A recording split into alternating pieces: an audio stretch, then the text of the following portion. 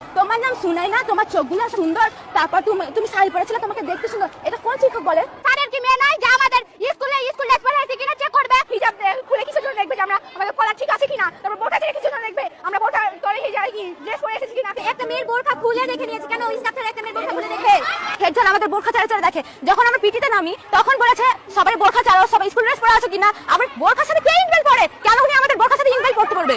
2, স্কুলের পরিস্থিতি খুব খারাপ। কেন আমাদের স্কুলের পরিস্থিতি হবে? কেন মেয়েদের নিরাপত্তা থাকবে না? 3, মেয়েদের গায়ে অন্যায়ভাবে হাত দেয় হেডস্যার। কেন উনাকে কি আমরা ওই অধিকার দিয়েছি?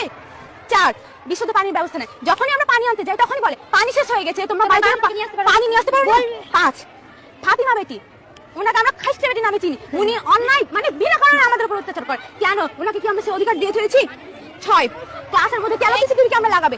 আমরা এত গরম পড়ছে, আমরা আমাদের ইচ্ছা মতো থাকবো, আমরা তার বাইরে বের হচ্ছি না, বাইরে সিসিটিভি ক্যামেরা, আমরা তাতে আমাদের কোনোই নাই। 7, প্রয়োজনের বেশি ছাত্রীদের উপর অত্যাচার করা।